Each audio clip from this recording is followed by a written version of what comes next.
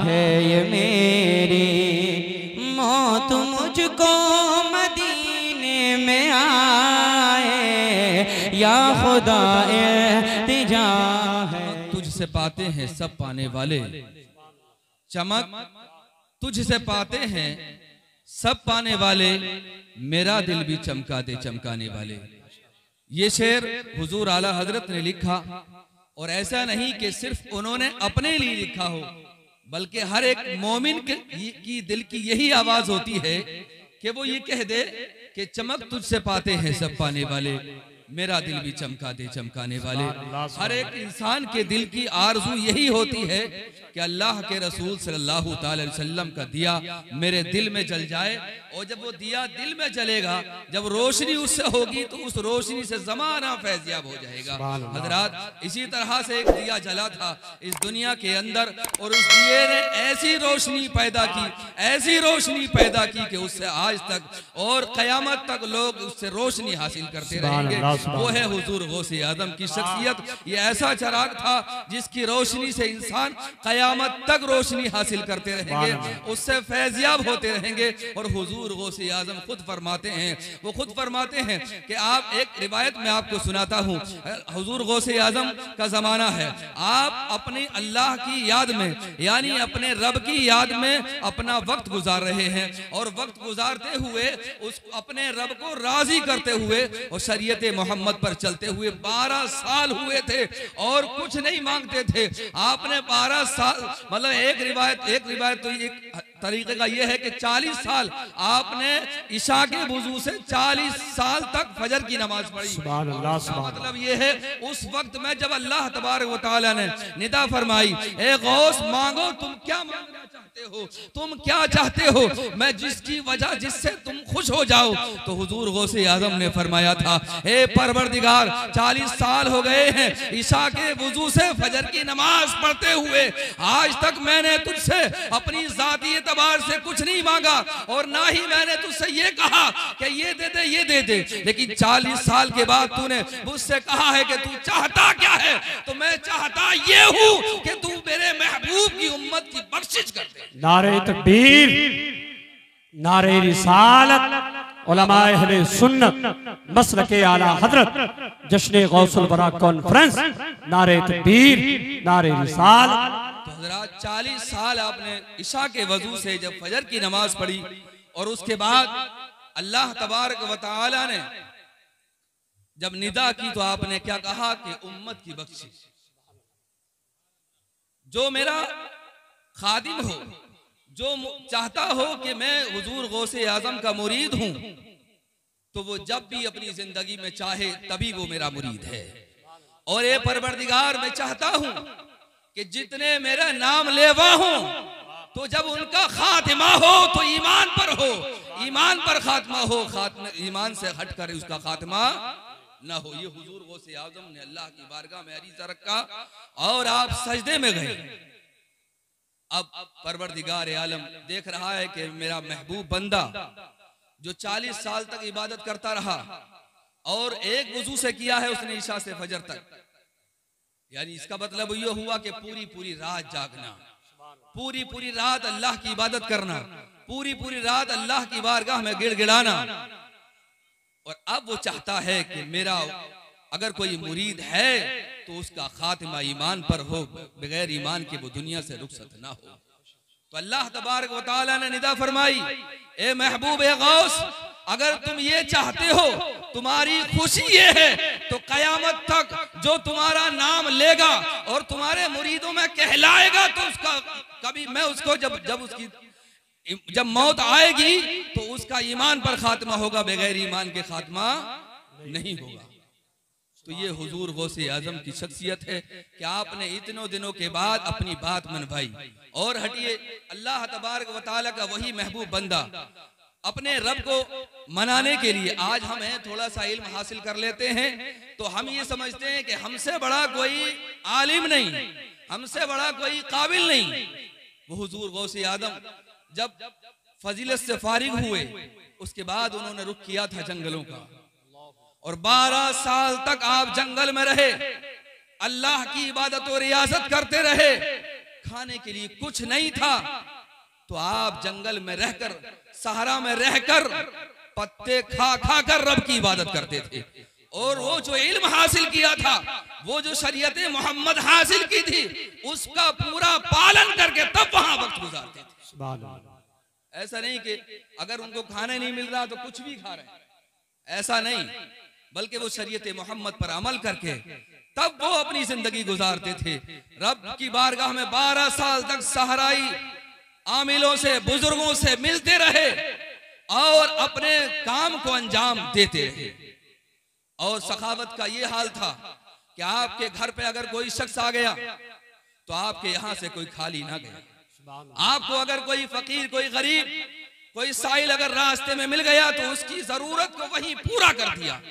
एक मर्तबा का वाकया है कि हुजूर गौसे आजम रजी अल्लाह ताला अन्हु दरिया के किनारे जा रहे थे। जाहिर बात है कि दरिया जब पानी उसमें ज्यादा होता है तो उसमें नाव चलाई जाती है, किश्ती चलाई जाती है। तो मल्ला उसमें किश्ती चला रहा था, तो एक गरीब औरत थी, उसके पास बेचारी के पैसा नहीं था। अब मल्ला से उसने कहा कि मुझे उस पार जाना है और मेरे पास पैसे नहीं है और मैं चाहती हूं कि मैं वहां चली जाऊं। तो मल्ला ने कहा कि बगैर पैसे के सफर इसमें नहीं होता, बगैर पैसे के सफर इसमें नहीं होता है। तो रिवायत गवाही देती है कि इधर से जब वो किश्ती चली जाने को तैयार थी, हुजूर गौसे आजम का वहां से गुजर हुआ। औरत को देखा कि वो बेचारी गिलगिला रही, रो रही है। मालूम किया तुम क्यों रो रही हो, क्या वजह है? उसने कहा कि मेरे पास पैसे नहीं है और ये मल्लाह मुझे वहां जाने के लिए, उधर ले जाने के लिए मना करता, बगैर पैसे के ये नहीं ले जाना चाहता। तो हुजूर गौसे आजम ने उस मल्लाह के पास गए और उस वक्त में आपने 500 दीनार दिए। कितने? 500 दीनार उस मल्लाह को दिए और कहा, ए मल्लाह, आज के बाद अगर कोई गरीब आए तो उसको ये मत कहना मत बैठना, इसमें से पैसे काटते रहना और गरीबों को ले जाते रहना। सुभान अल्लाह, नारे तकबीर, जरा जोर से नारे तकबीर, नारे रिसालत, उलमाए अहले सुन्नत, मसलके आला हजरत। तो हुजूर गौसे आदम अगर चाहते तो उस बूढ़ी को कुछ पैसे दे देते और उसका सफर हो जाता। जितने पैसे वो ले रहा था इतने पैसे दे देते और उसका सफर हो जाता। लेकिन हुजूर गौसे आजम ने उन गरीबों की परेशानी दूर फरमा दी जो और आने वाले थे। वो देख रहे थे कि इसका मतलब ये है कि यहाँ लोग आते हैं और परेशान होकर के या तो वापस चले जाते हैं या अपने अरमानों को मिटा लेते हैं। लिहाजा गौसे आजम के होते हुए ये ऐसा नहीं हो सकता कि गरीब गरीब रहे और अमीर अमीर रहे, बल्कि वो भी सफर करेगा और वो भी। ये गौसे आजम की शख्सियत है। और हम लोग जो आज 11वीं मना रहे हैं, इसका मतलब भी ये है, ये हुजूर गौसे आजम की देन है। अगर वो इस काम को अंजाम ना देते, अगर इस कार को अंजाम ना देते, तो आज हम ना तो महफिलें सजाते, ना लंगर लुटाते, ना गरीबों की मदद करते। आज तमाम जो हमें मिले हैं, यूं तो हुजूर सल्लल्लाहु ताला अलैहि वसल्लम से सब कुछ मिला है, हुजूर की आता है। लेकिन ये होता है कि हुजूर सल्लल्लाहु ताला अलैहि वसल्लम ने सहाबा इकराम को और अहादीस में और कुरान में ये हमारे लिए सफर आया है कि हम इस अंदाज से अपनी जिंदगी का सफर करेंगे, लेकिन उस पर अमल करके हुजूर गौसे आजम ने। सुभान अल्लाह, यूं तो सहाबा इकराम भी अपने अपने एतबार से जिंदगी गुजारते रहे और शरीयत मोहम्मद पर चलते रहे, और औलिया में किराम भी आए तो वो अपने अपने एतबार से जिंदगी गुजारते रहे और शरीयत मोहम्मद पर चलते रहे। यूं ही तो कहा गया है, यूं ही रिवायत है, हुजूर गौसे आजम फरमाते हैं कि जितने भी दुनिया के अंदर वली हैं, सबके गर्दनों पे मेरा पैर है।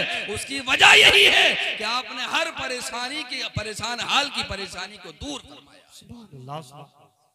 और अगर किसी ने उनकी गर्दन, उनके पैर से गर्दन को हटा लिया तो उसका ईमान पर खात्मा नहीं हुआ। ये हुजूर गौसे आजम के हालात हैं।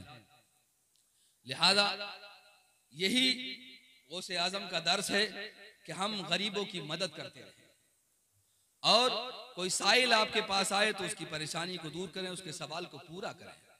और हुजूर गौसे आजम ने यह भी सिखाया कि किसी हाल में भी हो अपने बच्चों को तालीम दिलाओ, क्योंकि आपके वालिद मोहतरम पहले ही रुखसत हो गए थे, आपकी वालिदा ने आपको पढ़ाया, और जब पढ़ाया तो आप थोड़ी मुख्तसर सी रकम लेके गए थे और आपने तालीम हासिल की। अगर चाहते तो घर के बड़े थे, अपने घर का काम करते, अपना कारोबार करते जैसे हम लोग कर लेते हैं, लेकिन आपने ये सिखा दिया कि अगर आपका बच्चा कुछ होशियार हो तो अपने बच्चे को तालीम दिलाओ। और तालीम ये नहीं कि शर्त यही हो कि सब दुनियावी तालीम मत दिलाओ, बल्कि दुनियावी तालीम भी दिलाओ और उखरवी तालीम भी दिलाओ। दीन की तालीम का होना बहुत जरूरी है। अगर दीनी तालीम ना हुई तो अपने वालिदैन, अपने अजीज व अकरबा, अपने बड़ों का अदब न कर पाओगे, जिसका जो हक है उसको नहीं दे पाओगे। और अगर दुनियावी तालीम नहीं हुई तो अपनी जिंदगी पूरी जो दुनियावी एतबार से हासिल करने का वो नहीं कर पाओगे। और इस दौर में दुनियावी तालीम भी जरूरी है और आखिरत की तालीम भी जरूरी है। बात समझ में नहीं आ रही? तो हमें अपने बच्चों को तालीम दिलाना है। अगर किसी वजह से हमारे बच्चे बड़े हो गए, तालीम नहीं सीख पाए, तो हम इतना तो कर सकते हैं कि हम किसी के बच्चे को तालीम दिला सकते हैं। खर्च खुद करते हैं, अपना पैसा लगा दें और आलिम उसको बना दें। तो जब तक वो जिंदा रहेगा तुम्हारे लिए साले सवाब करता रहेगा, तुम्हारे लिए दुआएं करता रहेगा। और जब वो दुनिया से जाएगा तो अपने शागिर्द इतने छोड़ कर जाएगा कि तुम्हारे लिए कयामत तक दुआ करते रहेगा। सुभान अल्लाह, सुभान अल्लाह। तो ये भी हुजूर गौसे आजम का दर्स है। यूं तो है ही कि तलबुल इल्म फरीज़तुन अला कुल्लि मुस्लिमिन व मुस्लिमा, इल्म दीन का सीखना फर्ज भी है, वो भी काम पूरा हो जाएगा और ये हमारे हुकूक भी अदा हो जाएंगे। तो हमारी जिम्मेदारी है कि हम हुजूर गौसे आजम के पूरे नक्शे कदम पर चलें। ऐसा नहीं कि हमने कुछ, अगर हम दुनियावी तालीम में रहते हैं और आखिरत की तालीम, हमारी दीनी तालीम दूर है, हम उससे हम करीब नहीं है, तो आज जो हमारे साथ जो हादसात हो रहे हैं ना, हमारे साथ में जो परेशानियां आ रही हैं, हमारे सामने जो मुश्किलात आ रही हैं, वो मुश्किलात हमेशा आती रहेंगी, चाहे वो वालिदैन के अदब व एहतराम से हो। आज कुछ माँ बाप अपनी औलाद से परेशान हैं, कुछ भाई बहन अपने माँ बाप से परेशान हैं। तो वो जब तक हम दीनी माहौल हमारे घर में नहीं होगा, दीनी तालीम हमारे घर में नहीं होगी, तब तक हमारे अंदर वो माहौल पैदा नहीं। माहौल पैदा हमारे अंदर तब होगा जब हमारे अंदर दीनी तालीम होगी। हुजूर गौसे आजम ने यही सिखाया है। और ये सदकात करना, गरीबों की मदद करना। एक और वाकया याद आ गया हुजूर गौसे आजम का मुझे। सुभान अल्लाह। टाइम तो आपका हो ही जाएगा और 12 मिनट हो गए हैं, इसका मतलब ये है मुझे 15 मिनट हो चुके हैं। मुख्तसर सा वाकया, हुजूर गौसे आजम पढ़ रहे हैं, पैसे खत्म हो गए, रकम खत्म हो गई आपकी। अब क्योंकि आज तो माशाल्लाह होटल मदरसों में इतना अच्छा खाना होता है, बहुत अच्छा खाना होता है, लोग बच्चे बहुत अच्छे से खा लेते हैं। लेकिन पहले क्या होता था, बच्चा खुद अपना खाना खाता था, और वो तो आले रसूल थे, वो तो आले रसूल थे, उनके लिए तो अपना खाना खाते थे। पैसा खत्म हुआ, होटल वाले ने कहा कि भाई तुम्हारे पैसे खत्म हो गए, अब मैं तुम्हें खाना नहीं खिलाऊंगा, अब अपने पैसे का इंतजाम करो, आपको खाना तब मिलेगा। अब पैसे खत्म हो गए तो होटल पे क्यों जाएं? जाने का मतलब नहीं, आप होटल पे जाना बंद कर देते, क्योंकि होटल वाला खाना नहीं खिलाएगा। अब आप कई दिन भूखे हो गए, पानी पीते और पढ़ते, पानी पीते और पढ़ते, आपने अपना सबक नहीं छोड़ा, अपनी दरसगाह जाना नहीं छोड़ा। भूख लगती, चाहे हम जैसा होता तो भाग जाता, किसी रिश्तेदार के पास पहुंच जाता कि भाई मुझ पे पैसे खत्म हो गए, मुझे पैसे दे और मैं पढ़ रहा हूं, या घर को फोन कर देता कि पैसे खत्म हो गए, पैसे भिजवा दो तब रहूंगा वरना नहीं। लेकिन हुजूर गौसे आजम पढ़ रहे हैं, अपनी तालीम पूरी हासिल कर रहे हैं, कोई कोताही नहीं, पानी पीते और तालीम हासिल करते हैं, पानी पीते हैं तालीम हासिल करते हैं। अब जब चंद दिन हो गए, अब क्योंकि भूख एक बच्चे की हैसियत, फिर भी अल्लाह ने उनको कुव्वत ताकत दी, क्योंकि वो वली भी बुजुर्ग, ऐसे बुजुर्ग, ऐसे वली जो अभी तक कोई हुआ नहीं उनके बाद। तो हुजूर गौसे आजम भूख की हालत में एक मस्जिद में पहुंच जाते हैं, दुआ करते हैं, परवरदिगार अब कुछ खाने का इंतजाम तो फरमा दे। मस्जिद में पहुंचे, दुआ की, परवरदिगार कुछ खाने का इंतजाम फरमा दे। एक ताजिर उस मस्जिद में आता है और खाना खोल के हाथ धो के खाना खाने बैठ जाता है। सुभान अल्लाह, सुभान अल्लाह। अब क्योंकि बचपन था तो हुजूर गौसे आजम देखते हैं कि यार ये कह दे तो मैं खाना खा लूं।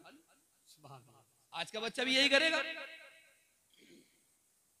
अब उस ताजिर ने कहा, बच्चे अगर तुम खाना खाना चाहते हो तो आ जाओ मेरे साथ खा लो। बोले नेकी और पूछ पूछ, इसका तो इंतजार है। सुभान अल्लाह, सुभान अल्लाह। इसी का इंतजार है कि मैं खाना खा लूं।